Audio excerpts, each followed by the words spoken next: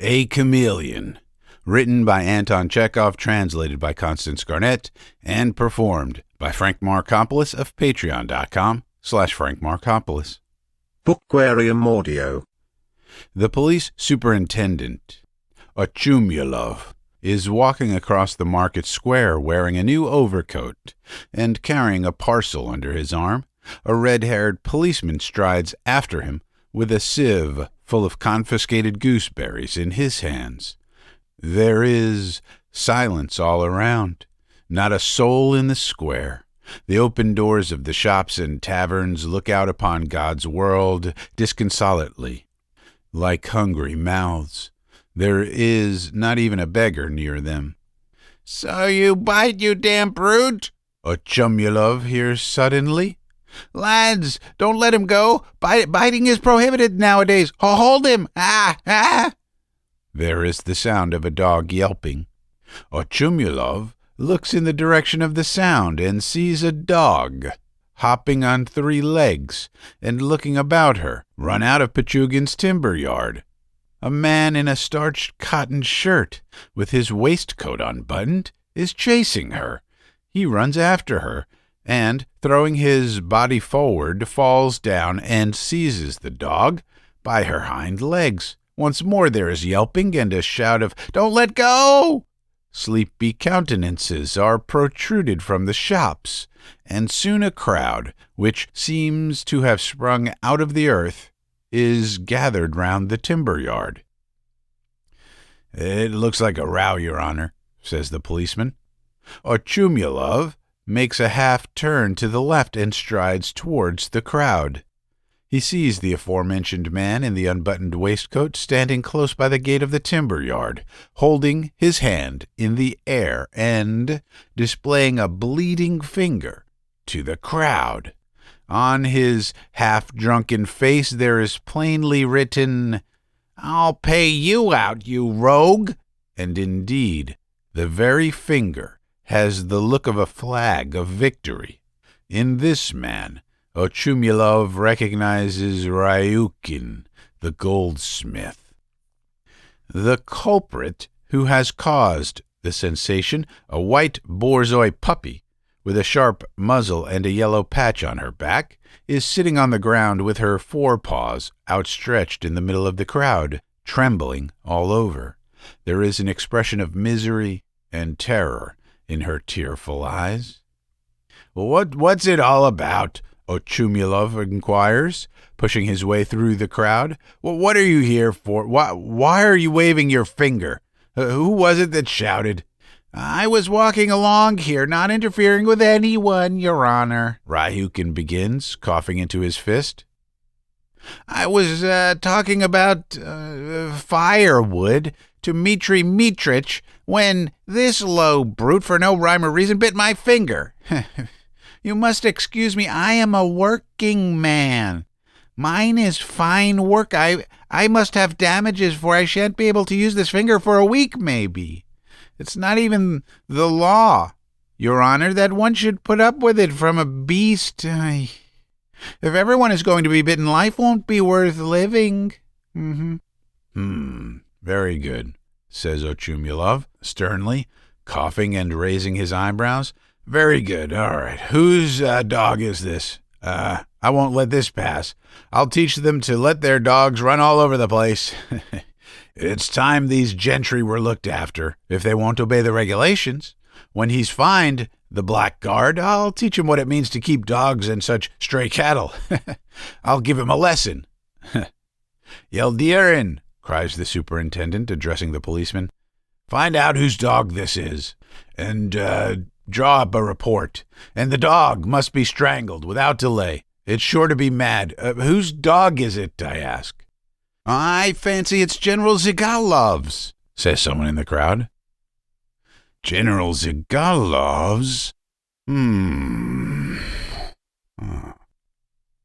Help me off with my coat, Yeldirin. It's frightfully hot. Must be a sign of rain.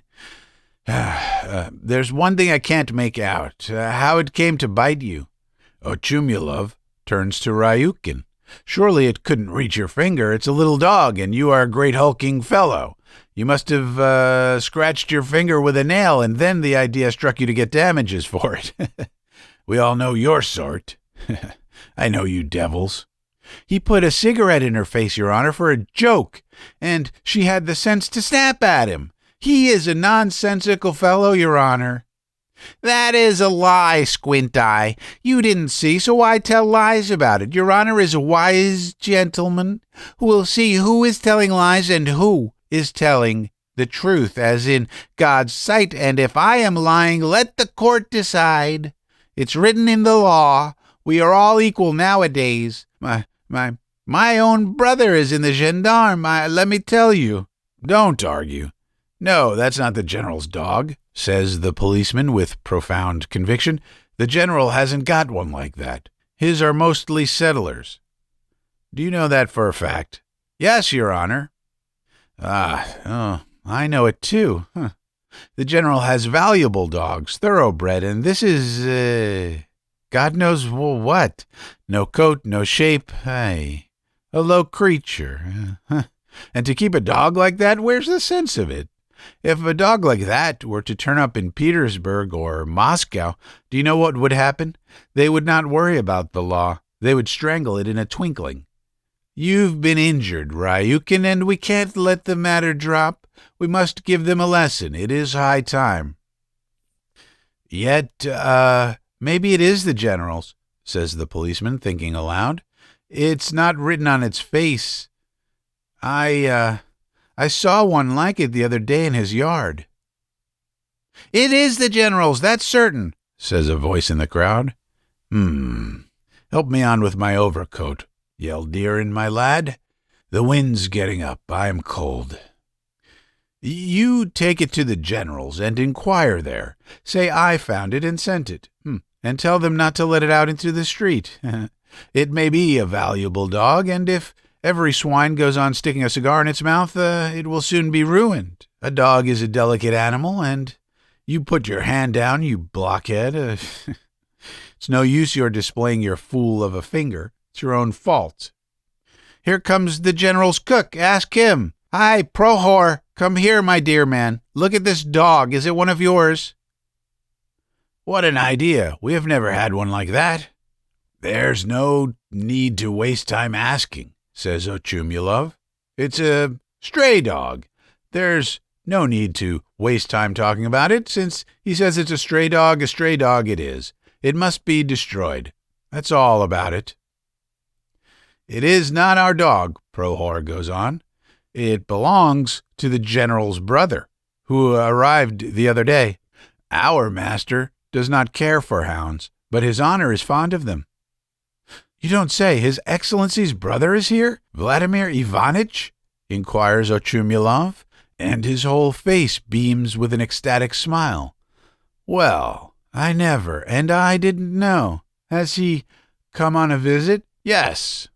Well, I never. He couldn't stay away from his brother, and there, I didn't know. So this is his honor's dog. Delighted to hear it. Well, take it. It's not a bad pup. A lively creature snapped at this fellow's finger. Come, why are you shivering? The rogue's angry. A nice little pup. Prohor calls the dog and walks away from the timber yard with her. The crowd laughs at Khryukin. I'll make you smart yet, Ochyumelov threatens him, and wrapping himself in his greatcoat, goes on his way across the square. Bookwarium Audio. You have been listening to a short story entitled A Chameleon. It was written by Anton Chekhov, translated by Constance Garnett, and performed by Frank Marcopolos. The story and the translation are both in the public domain. The performance is copyright 2021 by Frank J. Marcopolos. It was recorded at the Bookwarium Recording Studio. For more, please visit frankmarcopolos.com, and to directly support my work, please visit patreon.com/Frank Marcopolos. As always, I thank you for your time, and I thank you for your attention. Bookwarium Audio.